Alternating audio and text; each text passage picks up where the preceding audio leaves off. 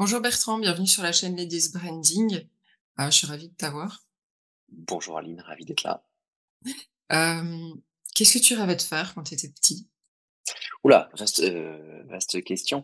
Je crois j'aimais bien, démonter et remonter les trucs. Donc, j'aimais bien, les métiers de mécanicien ou les gros camions aussi, et être Mmh. camionneur, pompier, tu vois? Les trucs, j'avais l'impression qu'il me fallait un truc un peu manuel, un peu créatif aussi avec, voilà, je faisais, bah, tiens, ça c'est peut-être un lien avec mon métier d'avant, je faisais aussi des mélanges de parfums, tu vois? J'essayais de créer des trucs. C'était pas extraordinaire.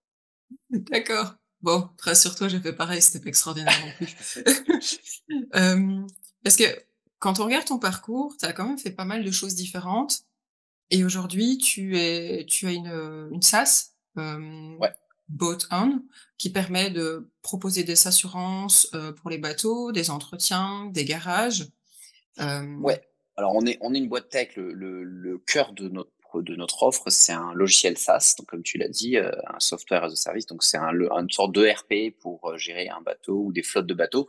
La Mmh. version, on va dire plus simple, moins business, c'est, le carnet d'entretien du bateau. On a une version pour les particuliers, donc, voilà, on a tous un carnet d'entretien dans les voitures qui est imposé, mais, on en a pas dans les bateaux, alors que c'est souvent des, objets qui sont plus complexes et plus coûteux.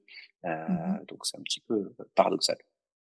Comment on en arrive là quand on a fait, un baccalauréat en orienté sciences, qu'on a travaillé, pour, Procter& et Gamble, chez avec Dolce& Gabbana et Lacoste, quand on est passé par chez Shell et Duracell? Comment on en arrive là? Ouais, alors en fait, je pense il y a 2 trucs qui sont, on va dire, qui ont toujours été, constants dans mon profil et dans mon parcours. C'est que c'est un, l'envie de créer, d'entreprendre des choses, que ce soit en interne ou tout Mmh. seul. Et 2, j'étais assez passionné par tout ce qui est, psychologie du consommateur, comment les gens réagissent par rapport à telle, chose, et voilà, comment aussi on peut, déclencher certaines réactions à partir de certaines, actions. Et donc c'est pour ça que moi j'ai eu une dizaine d'idées d'entreprises différentes. Donc, je me les notais sur une petite note, quand j'avais du temps de cerveau libre. Et donc que ça soit,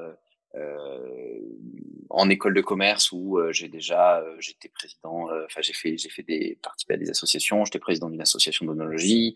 Mmh. Ensuite, chez Procter& Gamble en tant que chef de produit, parce que ce job de chef de produit chez P&G, c'est vraiment, un intrapreneur, hein. On est vraiment le nœud, d'un projet, et on doit, Mmh. coordonner toutes les équipes légales, R&D, communication, briefer des agences de packaging, des agences de créatives en externe, pour à la fin lancer un produit sur le marché. Donc c'est vraiment aussi cette idée d'entrepreneuriat.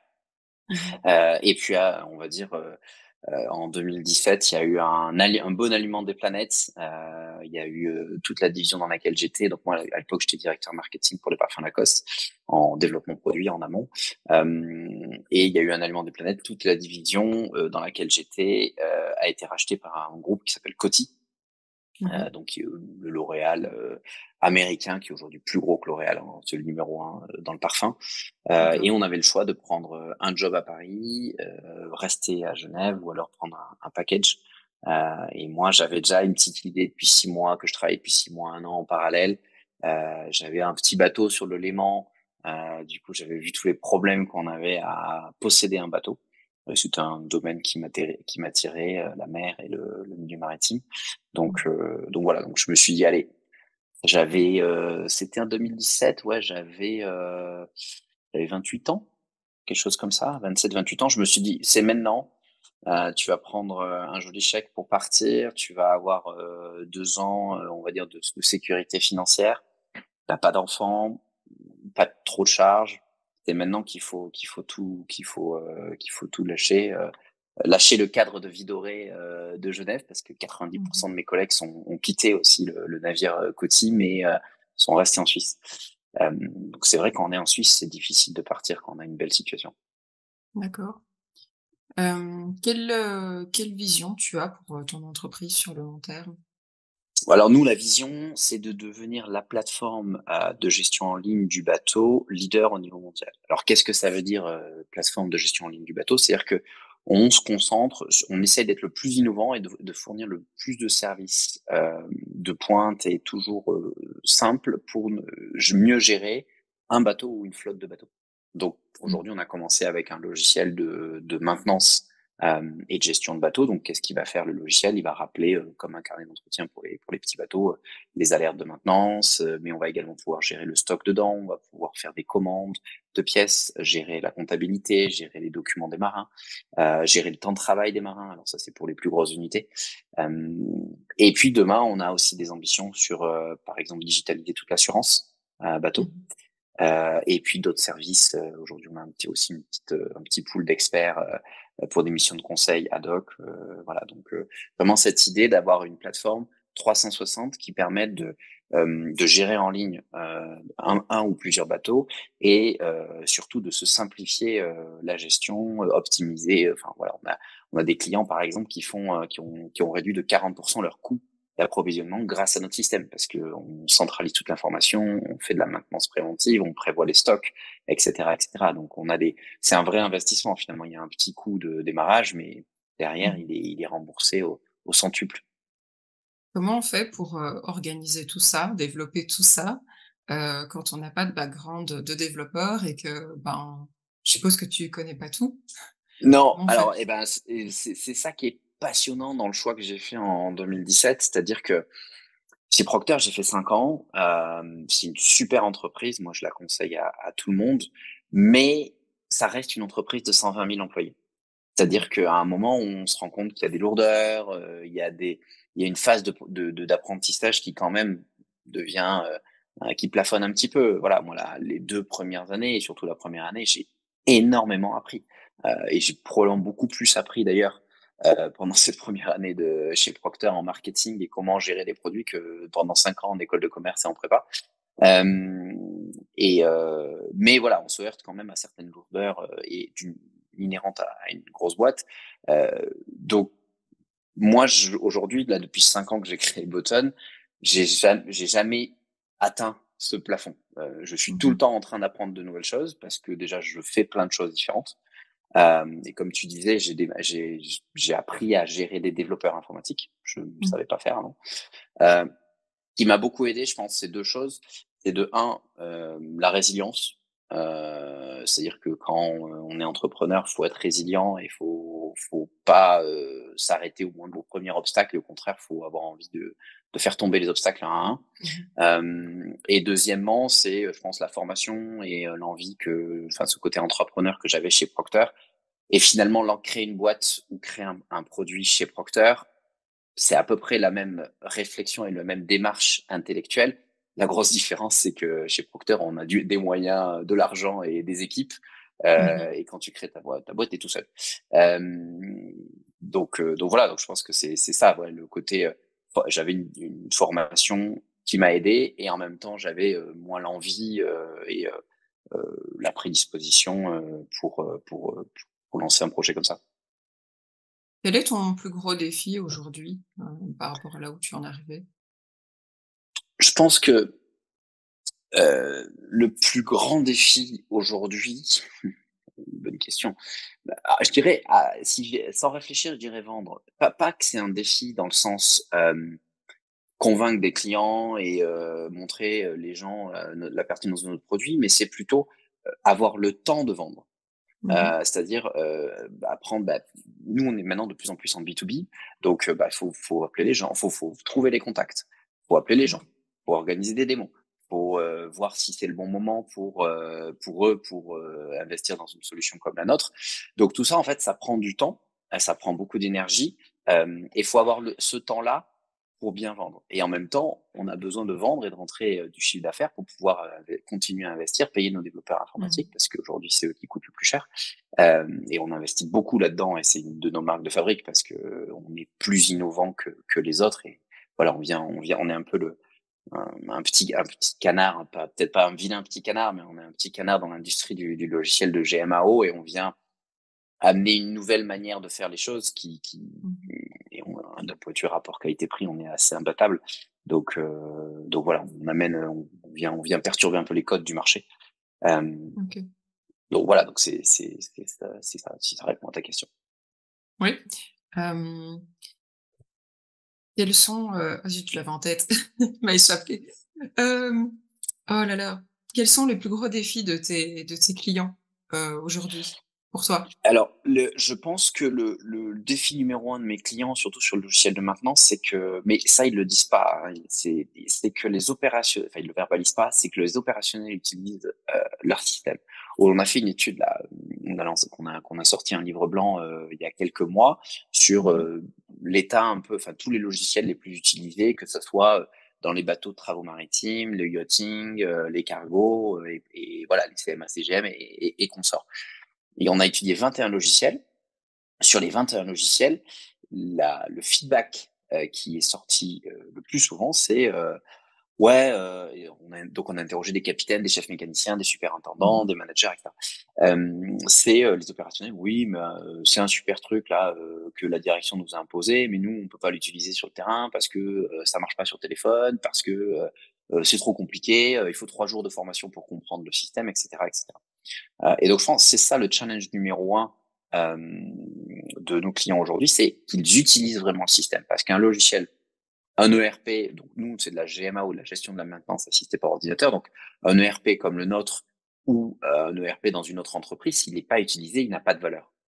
Mmh. Heu et donc c'est aussi, moi, le gros boulot et la grosse difficulté et ce que j'impose à mes développeurs et mes UX designers, c'est que je veux un truc simple. Je veux un truc, il faut que toute action enfin nous, notre objectif, c'est que toute action dans le logiciel soit faite en moins de 3 clics, comme sur un site e-commerce. Mmh.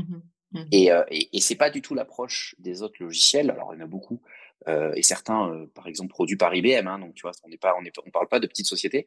Et il y en a beaucoup qui ont été faits il y a longtemps, 30 ans ou plus. Et donc c'est des moi ce que j'appelle des super tableaux Excel. Donc tu arrives dans une page et tu as une 50 données qui te sautent au visage, tu comprends rien, Mmh. et surtout tu peux pas l'utiliser sur mobile. Ouais. C'est compliqué. Aujourd'hui, sur les 21 logiciels les plus utilisés dans ce qu'on a étudié, il y en a que 10 sur les 21 qui ont une appli mobile.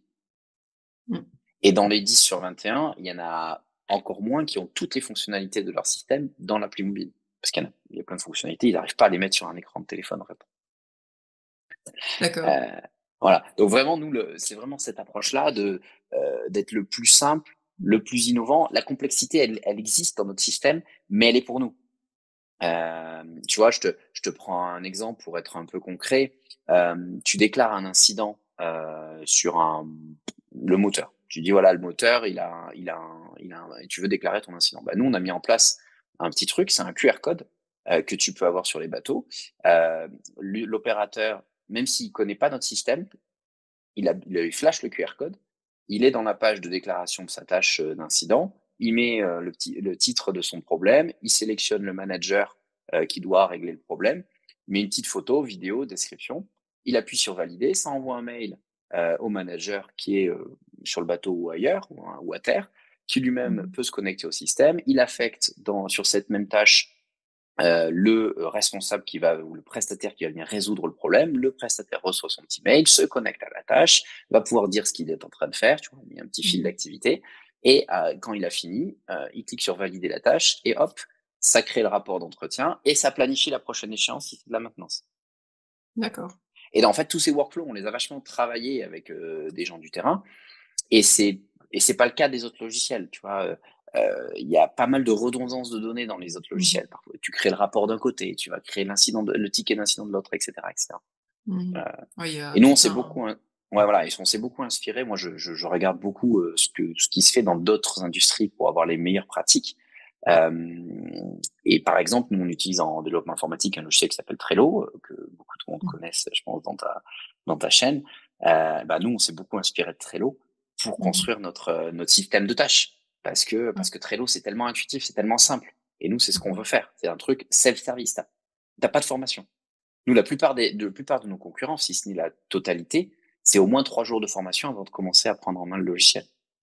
Ouais, c'est pas mal quand même. Et nous, il y a zéro formation. Ouais, et les formations, c'est un coût, en fait, au final. Exactement, parce Donc qu'ils font ils sont ils ouais. sont malins, ils font leur beurre aussi, ils te vendent des journées de formation. Ouais, mais ça a un coût en argent et en temps aussi, puisque Voilà. Bon, donc tu monopolises une personne pendant 3 jours de formation, bah, elle est pas efficace sur le terrain. C'était ça. Donc Et puis le client, il va payer à chaque fois qu'il y a un mec à former. Donc, c'est ouais. lourd. On a un concurrent, dans le milieu du yachting pour ajouter un utilisateur. Donc nous, on a plusieurs utilisateurs avec des niveaux d'accès, voilà, comme dans beaucoup de logiciels, des niveaux d'accès différents aux données.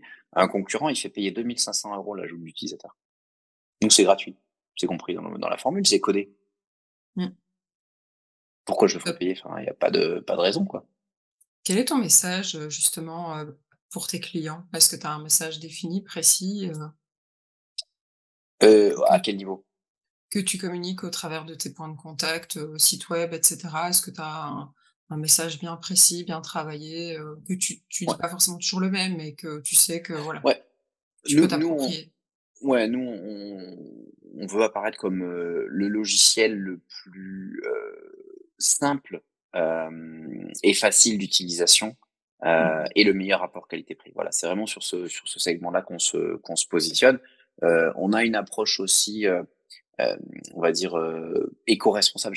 J'aime pas trop le mot écologique parce qu'on voilà, on n'est pas, voilà, je plante pas des forêts, mais éco-responsable parce qu'en fait, on construit des algorithmes d'intelligence artificielle pour, pousser les bonnes pratiques de gestion et de maintenance, des bateaux. C'est-à-dire que, par exemple, tu vois, si on détecte, qu'il y a, X pannes, enfin, il y a 7 pannes sur X, moteurs, d'une Mmh. certaine gamme, ben, on va avertir les prochains, les gens qui ont le même moteur, de faire une maintenance préventive pour éviter de la casse, donc de la rupture d'exploitation, donc de la pollution potentielle, donc de la consommation de pièces inutiles, et cetera. Et il y a aussi, toute une démarche de notre part de pousser, et de mettre en avant des prestataires dans notre système qui sont vertueux. Donc par exemple, tu vois, il y a certains ports, en Méditerranée, ils sont plus vertueux que d'autres. Ils ont, réutilisation des polluants ou une gestion des rejets polluants plus normée, que d'autres. En Turquie, c'est pas les mêmes normes qu'en France, par exemple. Mmh. Donc voilà, donc nous, on pousse aussi de l'information à notre utilisateur du logiciel pour lui dire, bah, voilà, si vous voulez être les bonnes pratiques, allez plutôt faire votre maintenance, dans ce port plutôt que dans celui-là. D'accord. Voilà.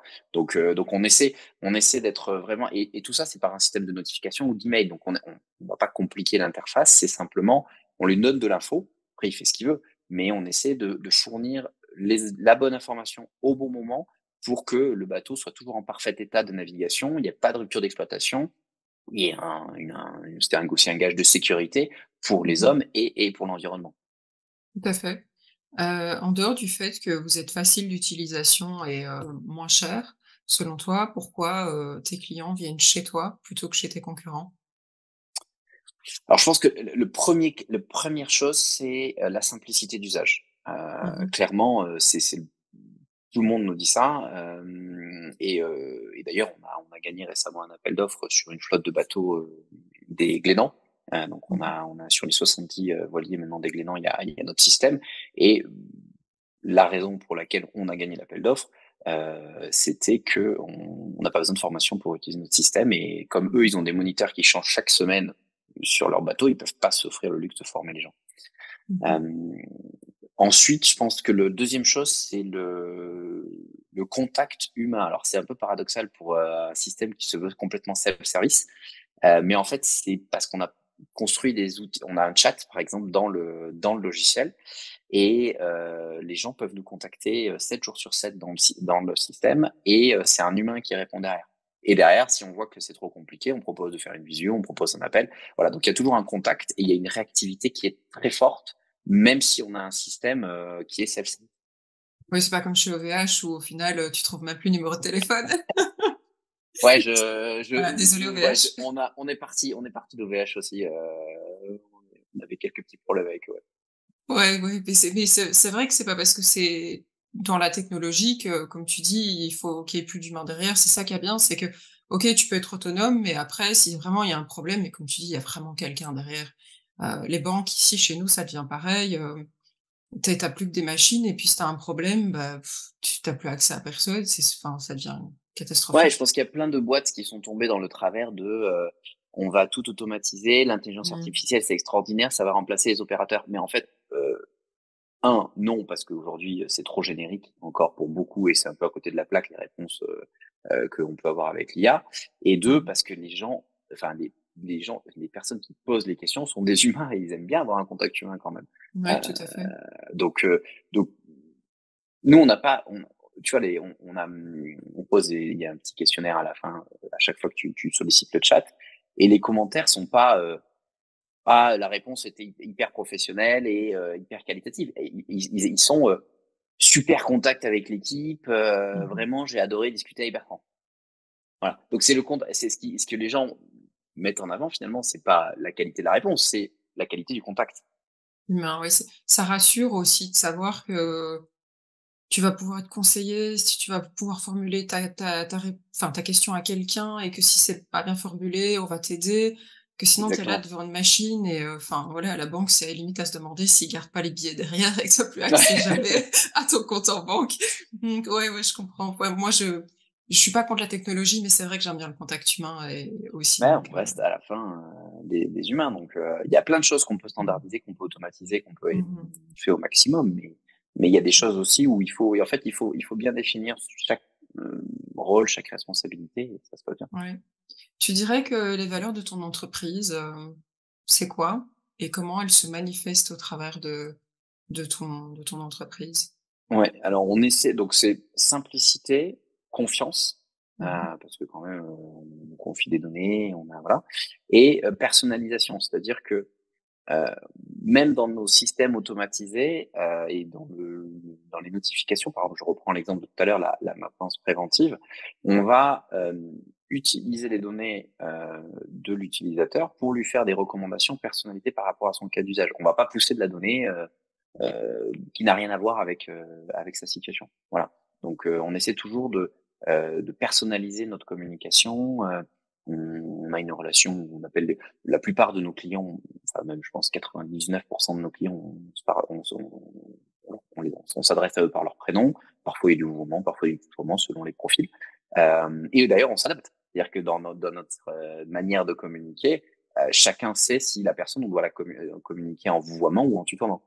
Mmh. Voilà, donc on essaie toujours d'être ultra personnalisé par rapport à notre approche pour chaque client. Est-ce que, toutes les infos, que tu viens de communiquer, ont une influence sur l'identité visuelle de ton entreprise? Est-ce que c'est quelque chose que et est-ce qu'elle a changé, déjà ou, ça a toujours été ce même logo, la même Alors le logo, ouais, identité? le logo et l'identité a pas bougé. Mmh. Je pense que ça, c'était aussi mon héritage Procter où j'ai pas mal bossé le naming et j'avais des manières de penser qui m'ont aidé.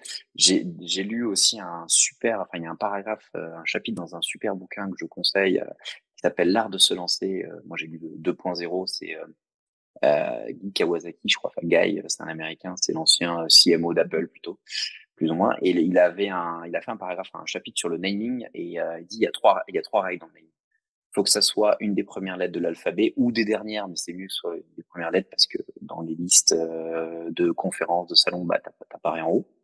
Mmh. Il faut que ça soit 2 syllabes max et que le nom que tu choisis puisse devenir un verbe. Googler. Et en fait, quand tu réfléchis comme ça, bah, déjà, tu élimines plein de choses. Mmh mh. Et moi, après, j'avais aussi donc le logo, c'est Boaton, donc t'as le mot bateau, donc c'est assez clair ce que ça veut dire. On avec le côté on-off, donc en gros, notre système permet que ton bateau soit toujours on, on va dire. Mmh. Et moi, après, j'ai des formations professionnelles. Mon premier job, j'ai été chef de produit sur les maquillages Dolce& Gabbana. Donc, j'étais en Mmh. charge de créer des rouges à lèvres, des vernis à ongles et tout ça. Donc, j'ai beaucoup étudié tous les concurrents cosmétiques, notamment un qu'on connaît bien en France, qui est Chanel. Mmh. Et Chanel, ce qui est génial, c'est le monogramme, le double C. Ouais, tout Euh, à fait. donc, moi, je me suis dit, il me faut aussi un monogramme, et il me faut un monogramme qui puisse crier mon nom de marque et qui puisse vivre en isolation. Ce qu'on appelle chez Procter les iconic assets de la marque. Mmh. Donc, tu as le logo Bottom, mais effectivement, tu as le O. On a fait ce O ouvert avec une encre dedans, Mmh. qui rappelle le signe on-off, et qui rappelle aussi avec l'encre le lien avec la mer et le domaine maritime. Donc voilà, moi quand j'ai créé la marque, j'ai pas créé un nom, j'ai créé un ensemble d'iconic assets, c'est-à-dire Mmh. le button, le Mmh. monogramme. Et j'ai aussi Ouais, un tout truc à qu'on fait. sous-exploite aujourd'hui parce qu'il est un peu moche, c'est qu'on appelle en interne Monsieur Patate, mais c'est dans certains visuels, tu verras, il y a un petit bonhomme jaune avec une moustache, une casquette de capitaine. D'accord. Ça voilà, c'est une sorte de La mascotte. mascotte, ouais. Euh, voilà. Et l'exemple que j'avais, bah, c'est Duracell, hein, avec le bunny de Duracell. Mmh Euh, mh. voilà, donc l'idée, c'était de créer vraiment un ensemble d'iconic assets que qu'on puisse utiliser sur différents supports selon le format. Mmh. OK. Quels sont les différents points de contact que vous avez aujourd'hui à part le site web? Alors, on est en salon professionnel. On était à Mmh mh. Cannes, tu vois, la semaine dernière. On sera à Monaco la semaine prochaine. On va à Amsterdam en novembre. On a pas mal de présence sur certains réseaux, donc LinkedIn et Facebook un petit peu, où on anime des groupes de passionnés. Donc on a créé plusieurs groupes thématiques sur le maritime et on anime des communautés. Euh, et après, le canal d'acquisition, on va dire, qui marche aussi très bien pour nous, c'est la presse. Parce que comme on a la chance d'avoir gagné quelques prix, d'être assez innovant, on a des couvertures presse qui nous ramènent du monde et qui font parler de nous. Pas assez, hein, on en voudrait toujours plus, mais voilà, on a eu pas mal de C'est déjà bien. publications, que ce soit dans des médias français, québécois, italiens parfois, anglais, voilà. Même si on n'a jamais fait de communication dans ces pays, on a quelques clients par le biais de ces communications presse. Pas mal, bravo. Comment vous gérez la cohérence de votre message de façon générale? Parce qu'avec autant de choses à faire, de points de contact, ça doit pas être évident quand même? Ouais, bah, je crois que nous, en fait, l'approche commerciale, elle est, on vend le logiciel, le Button Book, qui est, on va dire notre produit phare et le produit sur lequel on a le plus d'innovation. Et après, on va proposer du cross-selling, sur des produits connexes, comme l'assurance. Mmh mh. Et en fait, donc ça vient dans un deuxième temps, avec, nos clients, premièrement parce que ça fait plus sens par rapport à eux et que ils sont venus pour le logiciel au départ. Et deuxièmement, parce qu'il faut pas trop donner d'informations d'un coup au début sur le client. Et on a une approche un peu innovante aussi sur le sujet, c'est-à-dire que on, on valorise la bonne gestion d'un bateau pour obtenir des réductions sur la prime d'assurance. C'est-à-dire que les clients qui utilisent notre système, notre logiciel d'entretien et de maintenance de bateau bénéficient de réductions sur leur prime d'assurance. Parce que, en fait, comme notre logiciel a été construit selon les standards internationaux, notamment Bureau Veritas pour dans nos cas, Mmh. euh, c'est un gage de qualité de l'entretien. Qui dit bateau mieux entretenu dit bateau moins à risque et donc prime qui peut diminuer puisqu'il y a une prime de risque plus faible sur le contrat d'assurance. Tout à fait. Hem, Ta plus grande réussite, ta plus grande fierté dans cette aventure? Euh, c'est difficile à dire. Je crois que c'est que 5 ans après, on est toujours là et qu'on continue à grandir et que l'équipe s'étoffe et qu'on a de plus en plus de clients et je pense que c'est ça ce qui est hyper agréable, c'est que on a peu de commerciaux, on est 2, tu vois. Mmh. On dépense zéro en budget média et le bouche à oreille fonctionne et on a de plus en plus de gens qui nous contactent par l'intermédiaire d'autres personnes ou qui nous trouvent sur le web et qui partent en test parce qu'on a 30 jours d'essai gratuit, tu vois, ça c'est un truc aussi qui n'existe pas dans l'industrie, il n'y a pas d'essai gratuit, euh, et qui sont conquis. Euh, enfin, un exemple, on a décroché ce contrat avec les Glénans, qui est la plus grande école de voile d'Europe. J'ai eu il y a quelques semaines la plus grande école de voile d'Autriche, tu vois, qui me contacte et qui me dit ouais, on a vu passer l'information, on voudrait voir votre logiciel, du coup je fais une démo Il me dit: «Ah, c'est super» et voilà, ils sont clients depuis, plusieurs mois. Hop. Donc c'est ça, je trouve qui est génial, c'est ce côté, croissance organique, qui nous fait grandir, bon maintenant voilà, un jour il va falloir quand même qu'on investisse un peu plus dans les ventes et on peut grandir plus vite quoi. On a de la traction Mmh. sans faire grand chose, donc il faut maintenant si on va essayer d'accélérer sur la vente et de grandir encore plus vite. Une info croustillante, drôle, qui t'est arrivée pendant cette aventure, que tu auras envie de partager? Une info croustillante drôle, Croustillante ou drôle, enfin, en général, quand c'est croustillant, c'est drôle. qu'est-ce qui m'est arrivé? Il m'est arrivé plein de choses, heu, qu'est-ce qui m'est arrivé? Je cherche, hein, parce que non, j'ai pas trop j'ai pas trop d'idées là. Je suis un peu en sortie de salon, donc je suis un peu fatigué aussi. J'ai peut-être pas Ouais, l'esprit très vif. c'est vrai que c'est la fin de la journée aussi.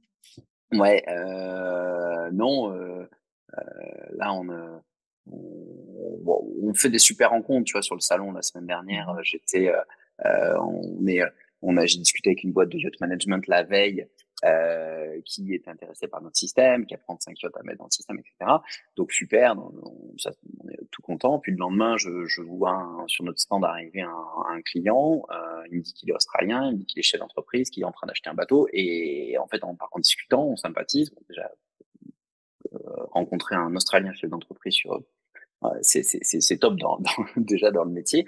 Et puis il me dit en fait, il va travailler avec la boîte de yacht management que j'avais vue hier. Et il me dit que le système est super sympa et que du coup, il va nous recommander auprès de la boîte de yacht management. Donc tu vois, l'espèce d'alignement de planète aussi, Mmh. complètement improbable. Comment sur 80 000 visiteurs, je tombe sur le gars qui achète un bateau Ouais. et qui va le filer à la boîte de yacht management avec qui je suis en train de faire un contrat. Enfin, c'est quand même un concours de circonstances, assez voilà, je me suis considéré assez chanceux ce coup-là. Ouais, j'avoue. C'est pas mal, je vais y arriver. Ton meilleur conseil pour ceux qui veulent justement faire comme toi, heu, que tu Je pourrais donner? alors je pense que c'est un double conseil, Mmh. c'est, être résilient, ne pas lâcher, heu, mais bien préparé. C'est-à-dire Mmh. que je pense qu'on le dit pas assez, et je pense que alors c'est un peu moins le cas depuis, 2 ans, 1 ou 2 ans je pense, mais il y a eu un peu une phase, que moi j'ai créée notamment où dès que quelqu'un en avait marre de son job, il disait: «Ouais, je vais créer une boîte», puis il se lançait, puis il savait pas trop ce qu'il allait faire et puis voilà. Et puis 6 mois Ouais. après, ça s'arrêtait.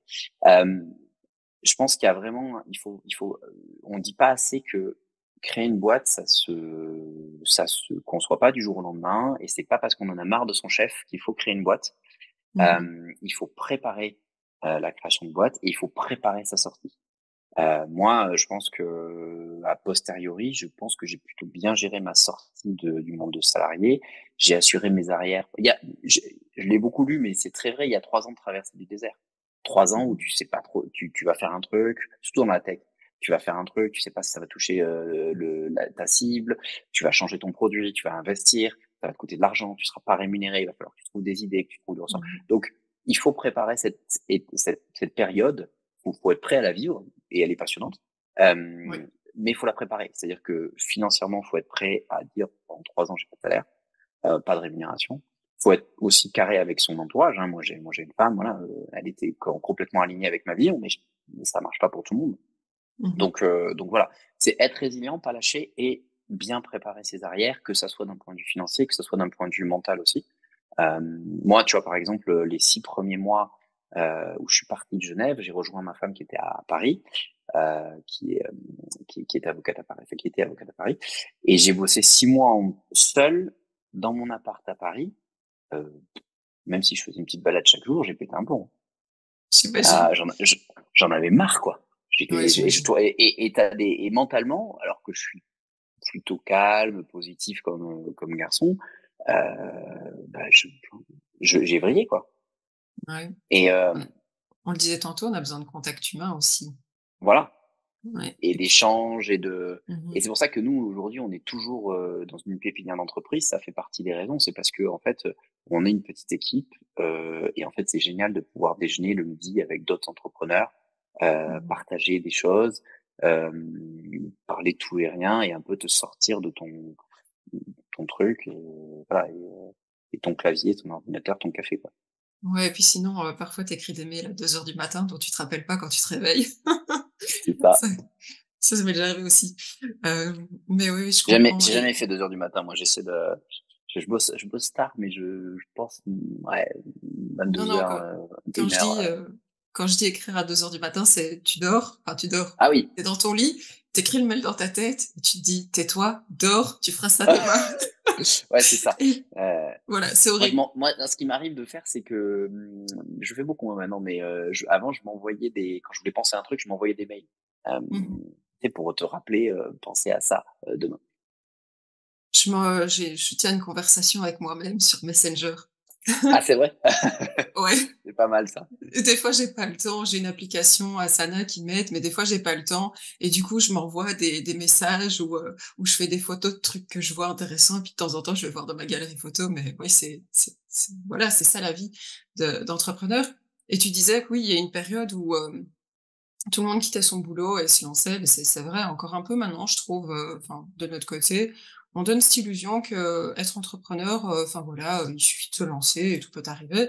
Mais oui, tu l'as très bien expliqué, c'est pas si facile que ça et ça demande énormément de travail, en fait. C'est Exactement et et il ça, faut tu l'as être aussi.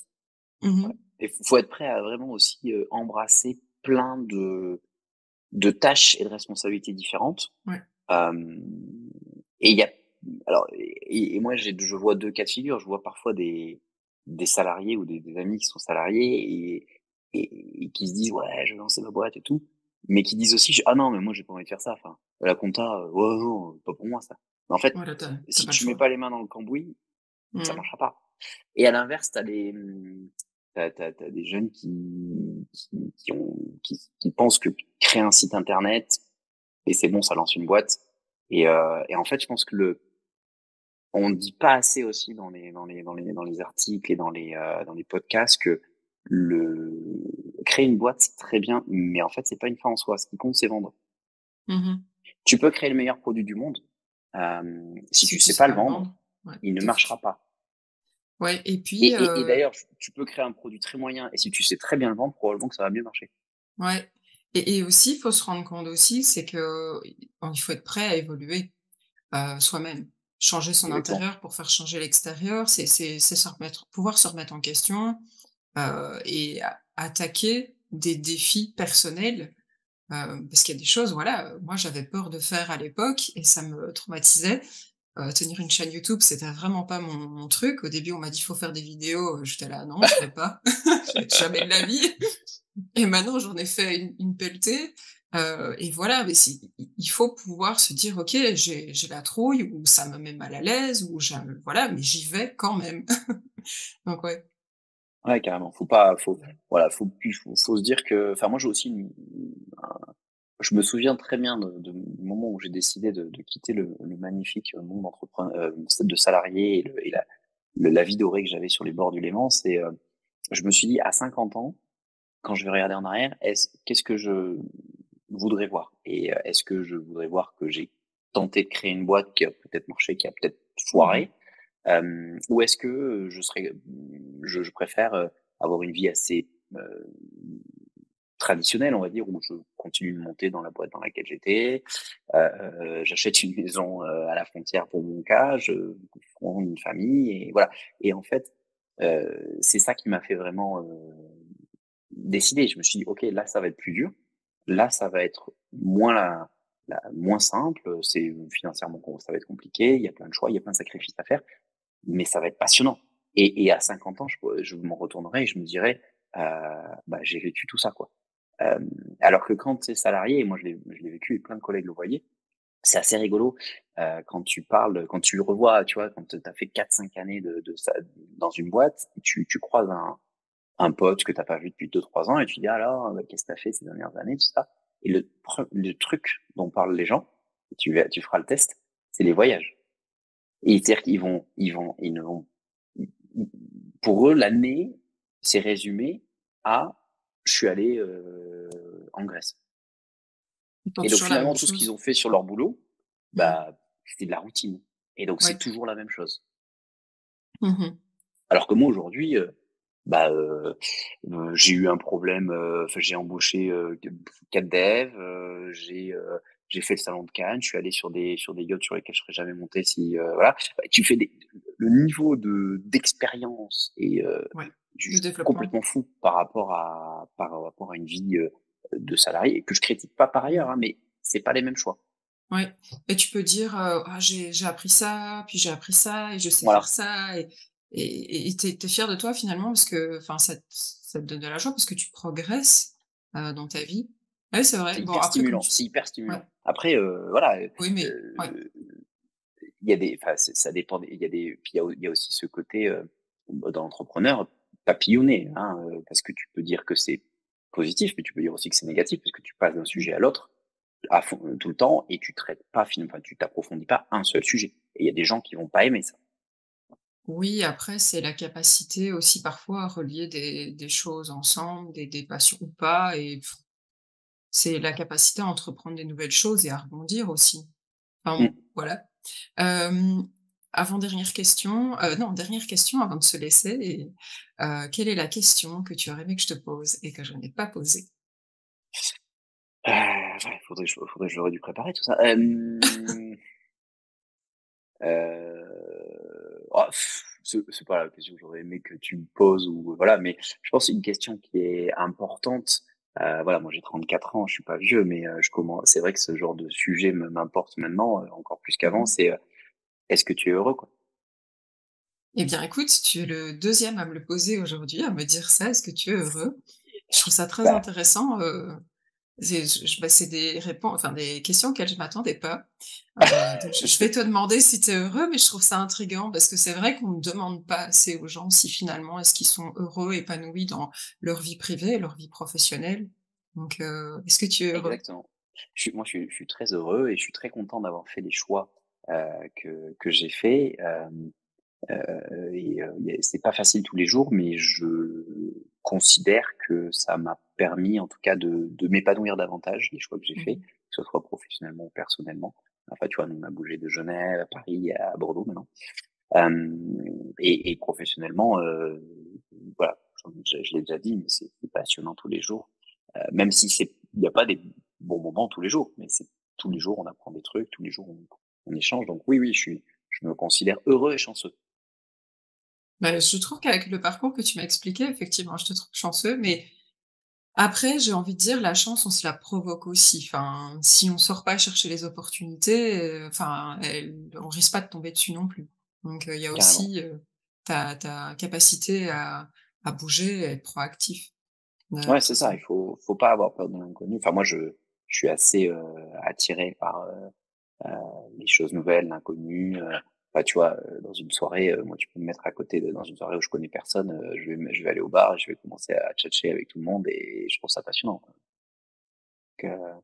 Donc, ouais, j'aime bien moi ce côté, et d'ailleurs même chez Procter, hein, quand j'étais, chef de produit, je pense que c'est pour ça que ça a bien marché, c'est que, heu, on me donnait à la fin tous les projets les plus merdiques, les plus compliqués. C'est où là, c'était compliqué. Fallait être hyper, organisé et savoir où tu veux aller. Hem, Mmh. on a un terme en patois landais. Moi, je suis landais, donc je suis du sud-ouest de la France, hem, qui est pas tout le temps positif, mais que me correspond, assez, c'est Cap Brut. Donc c'est un peu, Cap Brut, Cap c'est la tête, c'est Brut c'est têtu. Donc Ah ouais. c'est le gars têtu quoi, le gars qui est un peu va pas lâcher son os quoi. C'est un peu ce côté-là que j'ai et qui me permet d'être un peu fonceur quoi aussi dans la vie. OK. Bah, écoute, j'étais ravie de partager, toutes ces choses avec toi, super intéressantes, super enrichissantes. Bah, écoute, on se retrouvera peut-être plus tard sur la chaîne pour reparler du développement de Boton. En tout cas, je vous Carrément. souhaite, plein de bonnes choses et que vous atteigniez vos objectifs. Écoute, avec plaisir quand on sera, lancé aux Éta et installé aux États-Unis, je te ferai signe. OK, super. Écoute, merci et à bientôt. À bientôt. Salut.